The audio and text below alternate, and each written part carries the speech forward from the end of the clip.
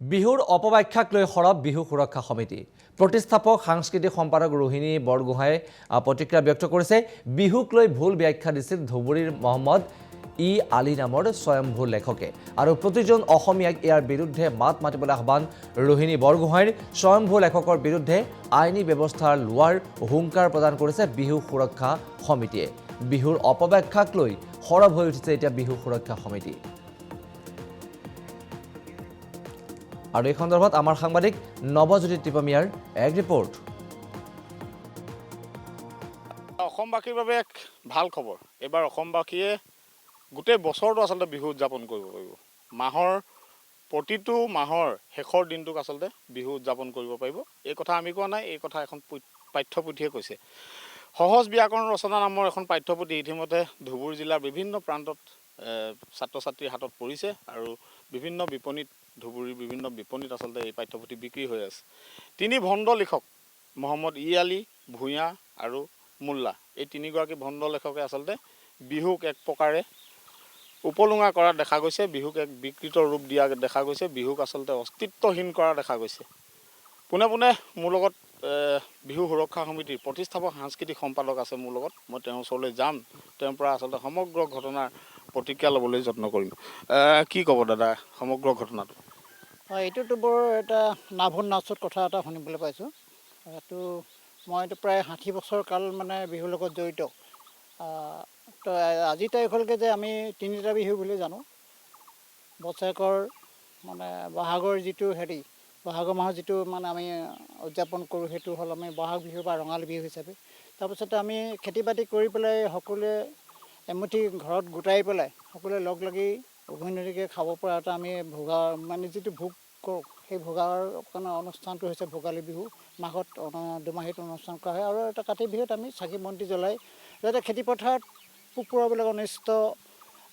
পৰুৱাবিলাকে যাতে আমাৰ শস্যবিলাক অনিষ্ট কৰিব নোৱাৰে তাৰ কাৰণে আমি চাকি বন্তি জ্বলাই তুলসী তলত চাকি জ্বলাই বা মাহ প্ৰসাদ আদি কৰি বিভিন্ন ধৰণে যাৰ যিটো নিয়ম তেনেধৰণে আমি কাতি বিহুটো পালন কৰোঁ। কিন্তু এতিয়া যিটো কালি পৰহি শুনিবলৈ পাইছোঁ যে 12 মাহত মানে 12টা বিহু, সেইকেইজনে ক'তনো জন্ম হৈছিলে মোৰ এনেকুৱা যেন লাগে যে অসমৰ যেন অসমীয়া নহয়। আৰু এনেকুৱা আছাম লোকেই গোটেই বিহুটো মানে বিজড়িত কৰিছে। তো মানে কি ক'ম আৰু, এইটো মানে ক'বলৈ ভাষা নাইকিয়া নিচিনা হৈছে। মানে এনেকুৱা ধৰণৰ হৈছে যে 12 মাহত যদি 12টা বিহু পাতি থাকিবলৈ হয়, আমাৰ ল'ৰা ছোৱালী পঢ়িব কেতিয়া? কৃষকসকলে খেতি কৰিব কেতিয়া? কৰ্মচাৰীসকলে কাম কৰিব কেতিয়া? আৰু সেইবিলাকে যদি নকৰে অসমখন উন্নতি হ'ব কেনেকৈ? গতিকে এইবিলাক ক্ষেত্ৰত আজি বিহু সুৰক্ষা সমিতি বুলিয়েই নহয়, অসমৰ যিসকল জাতীয় দল সংগঠন আছে সকলোৱে মই ভাবোঁ মাত মাতিব লাগে, প্ৰতিবাদ কৰিব লাগে আৰু সেই তেখেতলোকৰ যি মানে প্ৰচাৰ মাধ্যম সেইটো সম্পূৰ্ণ মানে বন্ধ কৰিবলৈ আগবাঢ়ি আহিব লাগে।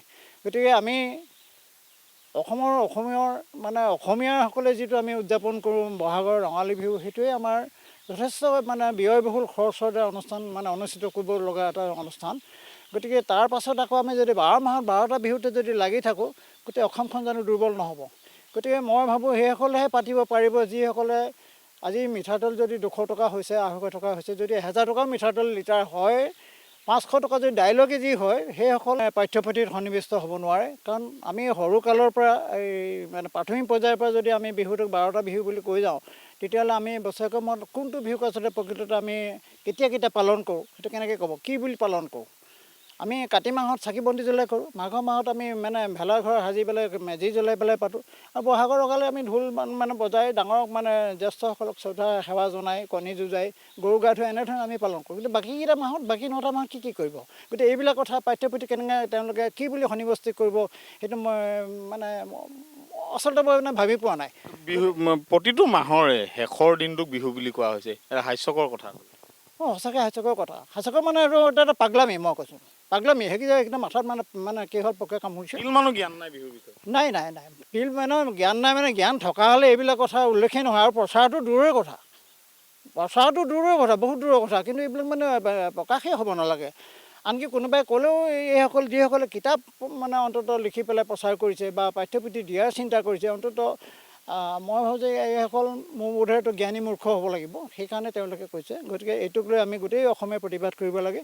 অসমীয়াৰ যিটো জাতীয়তাবোধ যিসকলৰ আছে, অসমীয়াৰ বিহুৰ ওপৰত যিটো জাতীয়তা হেৰি আছে, জাতীয় তেজ আছে, গতিকে বিহু মানে আমাৰ তেজত আছে। গতিকে সেইসকলে সকলোৱে প্ৰতিবাদ কৰিবলৈ ওলাই আহক, মই এইটোকে আহ্বান জনাইছোঁ। আৰু যিমানবিলাক দল সংগঠন আছে সকলোৱে আহক প্ৰতিবাদ কৰক। আৰু তেখেতলোকক মানে টিভিৰ সন্মুখত সাক্ষাৎ লৈ পেলাই যাতে এইটো ভুল স্বীকাৰ কৰাৰ ব্যৱস্থা কৰিব লাগে বুলি মই অসমৰ ৰাইজক আহ্বান জনাইছোঁ। কি শাস্তি হোৱা এই তিনি ভণ্ড লেখকৰ বিৰুদ্ধে আপোনালোকে কেনেধৰণৰ শাস্তি হোৱাটো বিচাৰে বা অসমৰ ৰাইজে কেনেধৰণৰ ব্যৱস্থা লোৱাটো বিচাৰে? নহয়, এইটো মই ভাবোঁ যে অসমৰ ৰাইজে এটা মানে চিন্তা কৰি পেলাই এইটো এটা শাস্তি দিয়ক। এইটো মোৰ ফালৰ পৰা মই পোনপটীয়াকৈ নকওঁ। যদি আইনী ব্যৱস্থা ল'ব লগা হয়